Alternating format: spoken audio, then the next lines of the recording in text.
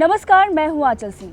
देश की जो विपक्षी पार्टियां हैं, जो विरोधी पार्टियां हैं, वो मोदी विरोध करते करते जाने अनजाने में कहीं ना कहीं वो देश विरोध में उतारू हो गई हैं। ये इसलिए क्योंकि बहुत दिनों से हम देख रहे हैं कि सोशल मीडिया पर हो या मीडिया में जिस तरीके की बातें कही जा रही हैं, मोदी विरोध के चक्कर में देश विरोधी गतिविधियां की जा रही हैं। जी हाँ, हालिया मामला अगर हम देखें तो श्रीलंका से जुड़ा हुआ है, अडानी ग्रुप से जुड़ा हुआ है। जी हाँ, अडानी ग्रुप और श्रीलंका को आधार बनाकर पीएम मोदी से इस्तीफा मांगा जा रहा है। इससे पहले भी कई सारे ऐसे मामले हो चुके हैं, चाहे वो नुपुर शर्मा का मामला हो या फिर गलवान घाटी का मामला हो, या फिर इसके साथ ही हमने देखा कि जब एयर स्ट्राइक हुई उसके भी सबूत मांगे गए। तो भारत की जो छवि है वो दुनिया में क्या जा रही है। एक लोकतांत्रिक देश में अगर इस तरीके की बातें होंगी तो इसे ये साफ जाहिर होता है कि भारत की छवि जो है वो कहीं ना कहीं खराब होती है, कहीं ना कहीं धूमिल होती है। तो ऐसे नेता जो इस तरह के सवाल उठा रहे हैं और बिना जो आधारहीन चीज़ें हैं उसको मुद्दा बनाकर अगर पीएम मोदी पर निशाना साधा जा रहा है तो इसका मतलब यही है कि वो देश विरोध में उतारू हो गए। भारत का गलत नक्शा जो है वो भी कई बार पेश किया गया है। कश्मीर मुद्दे को लेकर भी जिस तरीके की बातें की जाती हैं, तो दुनिया में एक तरफ बात जो भारत है वो अपना पक्ष मजबूत करने के लिए भारत की उन चीज़ों को रखता है कि जो भारत में है, लेकिन दूसरा पक्ष जो है वो कहीं ना कहीं मोदी को घेरने के चक्कर में उन चीज़ों को दुनिया के सामने लेकर आता है जो है भी नहीं, जो पाकिस्तान और चाइना दावा करते हैं उनके समर्थन में वो चले जाते हैं।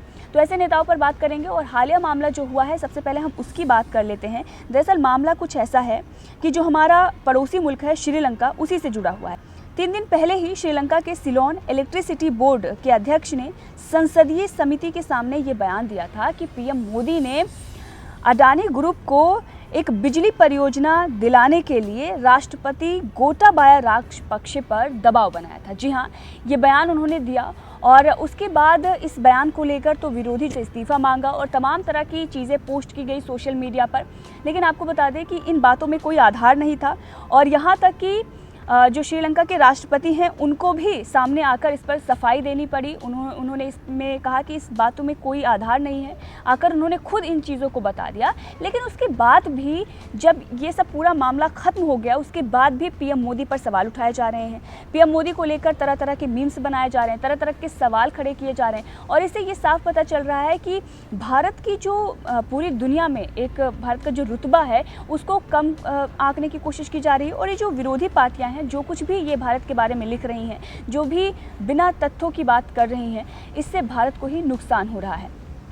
अब यहाँ पर बात सिर्फ श्रीलंका या अडानी से जुड़ा हुआ नहीं है, बात हम करते हैं बहुत सारे ऐसे मुद्दों की जो पहले हो चुके हैं। अगर इससे पहले थोड़ा सा पहले चलते हैं और अभी भी वो मुद्दा चल ही रहा है, नुपुर शर्मा का मामला। नुपुर शर्मा के मामले में क्या हुआ?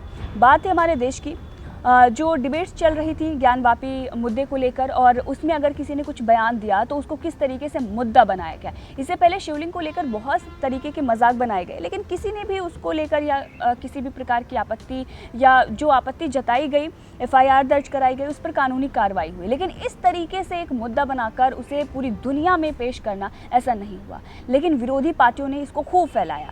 कुछ लोगों ने अपनी महत्वाकांक्षाओं के लिए या अपने फ़ायदे के लिए इसको ट्रांसलेट किया, अरबी भाषा में ट्रांसलेट किया ताकि अरब देशों तक पहुंच सके और वहां तक गया तो उसके बाद क्या हुआ आपने देखा ही है। पूरी दुनिया में भारत की बदनामी हो रही है, ऐसी बातें कही जा रही हैं। तो बदनामी किसने करवाई? जब आप अपने ही देश की बातें, आप अपने घर की जो बातें हैं चुगली जाकर पड़ोसी देशों में करेंगे, जब आप बाहर जाकर करेंगे तो बदनामी होगी ही। तो कहीं ना कहीं जिम्मेदार वो लोग भी हैं जो इस तरीके से भारत की बदनामी करवाने के लिए उसका ट्रांसलेट भी करते हैं और उसके बाद सोशल मीडिया पर पोस्ट भी करते हैं। अब अगर हम बात करें इससे थोड़े पहले मामले की, तो गलवान घाटी में जो कुछ भी हुआ उस पर आपने देखा कि कांग्रेस जो है कितनी मुखर होकर सामने आई। बाकी और भी मुद्दे हैं जहां पर हमें सेना का समर्थन करना चाहिए, जहां हमें अपने देश के साथ खड़े रहना चाहिए, उसी मुद्दे पर उसी मामले पर वो विरोध में खड़े हो जाते हैं और जहां पर जो चीज़ें हैं जहां पर विरोध करना चाहिए वहां पर वो साथ नहीं आते हैं। तो ये दिखाता है कि आप मोदी विरोध में कहीं ना कहीं देश विरोध में चले गए हैं। कांग्रेस के नेताओं ने गलवान घाटी को लेकर जिस तरीके के तथ्य परोसे, ये बताया गया कि चीन ने कब्जा कर लिया है, जबकि सेना जो है वो मुंह तोड़ जवाब देती रहे। गलवान घाटी में हमने देखा कि किस तरीके से जो चीनी सैनिक आए थे उनको मुंह तोड़ जवाब भारत की जो सेना है उसने दिया। झड़प में जो है भारतीय जो जवान थे 20 वो भी शहीद हुए, लेकिन 100 से ज़्यादा जो चीनी सैनिक थे उनको भी भारत के सैनिकों ने वहाँ पर मार गिराया। लेकिन उसकी चर्चा कहीं भी नहीं, उसकी चर्चा चाइना ने नहीं की, क्योंकि चाइना जो है आप जानते हैं तानाशाह देश है, वहाँ पर कोई भी चीज़ें सामने नहीं आती हैं। और उनकी जो मीडिया है वो भी एक कठपुतली मीडिया है। वहाँ का जो ग्लोबल टाइम्स है आप सभी जानते हैं वो मुखपत्र है वहाँ की जो सरकार है, तो सरकार की जो बातें होंगी वही दिखाई जाएंगी। तो वहाँ पर चीज़ें नहीं सामने आई और इसीलिए जब भारत ने जो आंकड़े दिए, जो भारत ने बातें कही, वो हमारे जो देश की विरोधी पार्टियां हैं उन्होंने उस बातों को नहीं सुना। यानी कि उन्हें सेना पर भी भरोसा नहीं था। वही सेना जो हमारे देश की रक्षा करती है, सुरक्षा करती है, उस पर भी उन्होंने सवाल खड़े कर दिए। सिर्फ गलवान में ही नहीं, ये कोई चाइना की ही बात नहीं है। इससे पहले जब एयर स्ट्राइक हुई पाकिस्तान के खिलाफ, भारत ने एक बड़ी कार्रवाई की। पूरे विश्व पटल पर भारत के साथ खड़े रहने की ज़रूरत थी, ये दिखाने की ज़रूरत थी कि हाँ, भारत ने आतंकवाद के खिलाफ एक बड़ी कार्रवाई की है और अगर कोई भी ऐसा दुस्साहस करेगा तो एक बार फिर से उस पर कार्रवाई की जाएगी। लेकिन क्या हुआ?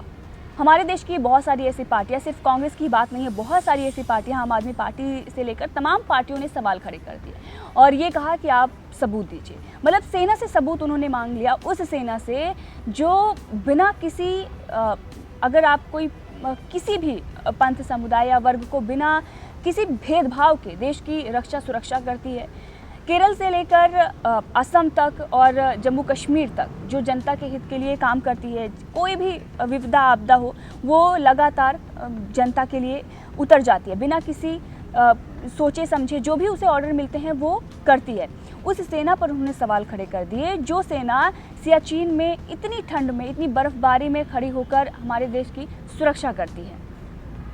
तो उस सेना पर सवाल खड़ा करना मतलब आपको ये दिखाता है कि उन जो हमारे जो सेना के जो जवान थे, जो शहीद थे, उनकी जो वीरगति हुई है उस पर आपने सवाल खड़ा कर दिया। तो ऐसी जो विरोधी पार्टियां हैं वो जो लगातार सवाल खड़े करती रहती हैं, उसे ये साफ पता चल रहा है कि आप मोदी विरोध में कितने अंधे हो चुके हैं, कि आप देश विरोध कर रहे हैं। इससे पहले अगर हम बात करें तो जब 1947 में हमारे देश का बंटवारा हुआ तो जो दुनिया थी वो एक टक देख रही थी भारत में कि लोकतंत्र तो यहाँ ज़्यादा दिन तक चलेगा नहीं, क्योंकि यहाँ पे इतने सारे धर्म समुदाय के लोग रहते हैं, विभिन्नताएं हैं। अगर आप देखें कश्मीर से कन्याकुमारी तक तो बहुत सारी चीज़ें जो हैं वो मेल नहीं खाती, अलग अलग हैं। हर थोड़ी दूर पर लोग की भाषा से लेकर खान पान से लेकर वेशभूषा तक सब कुछ बदल जाता है। इसीलिए दुनिया ये सोचती थी कि यहाँ पर लोकतंत्र नहीं चलेगा, लेकिन उसके उलट भारत ने ये सब करके दिखाया। आज भी जिस तरीके से 130 करोड़ की जो जनता है उसको एक साथ लेकर पीएम मोदी चल रहे हैं, और उस वक्त अगर आप पीएम मोदी पर या देश पर सवाल खड़े करते हैं, उनकी छवि को धूमिल करने के लिए आप देश विरोधी चीज़ें अपलोड करते हैं या पोस्ट करते हैं, तो ये देश विरोध में ही जाता है। आपने देखा कि आफरीन फातिमा, उन्होंने भारत की जगह जो उनकी लोकेशन ट्विटर पर होनी चाहिए वहाँ लिंचिस्तान लिख दिया। तो ये सारी चीज़ें जो हैं वो भारत के विरोध में जाती हैं और ऐसी जो विरोधी पार्टियां हैं उन लोगों को सपोर्ट भी कर रही हैं। जो ऐसे देश विरोधी तत्व हैं, जो ऐसी मानसिकता है, उन लोगों को सपोर्ट करने का मतलब ये है कि आप देश विरोध में जा रहे हैं। बहरहाल इस सब को लेकर आपका क्या कहना है, कमेंट करके ज़रूर बताएं। किस तरीके से जो विपक्षी पार्टियां हैं वो देश विरोध में उतारू हो गए हैं। बहुत सारे ऐसे मामले हैं, चाहे एयर स्ट्राइक हो या गलवान घाटी में जो कुछ भी हुआ, हिंसक झड़प हुई, और इसके साथ ही हमने आपको हालिया मामला जो बताया नुपुर शर्मा का, और इसके साथ जो वहाँ के श्रीलंका के राष्ट्रपति हैं उन पर दबाव पीएम मोदी ने बनाया, ऐसा बताया गया, जबकि उन्होंने खुद आकर सफाई दी। लेकिन उस सफाई के बावजूद भी पीएम मोदी को लेकर और देश को लेकर जो चीज़ें पोस्ट की जा रही हैं, जो इस्तीफे की मांग की जा रही है एक लोकतांत्रिक देश में जहाँ पर जनता ने ही उनको चुनकर बिठाया है, वहाँ पर इस तरीके की चीज़ें दिखाती हैं कि आप लोकतंत्र में जो आपका विश्वास है वो खत्म हो चुका है।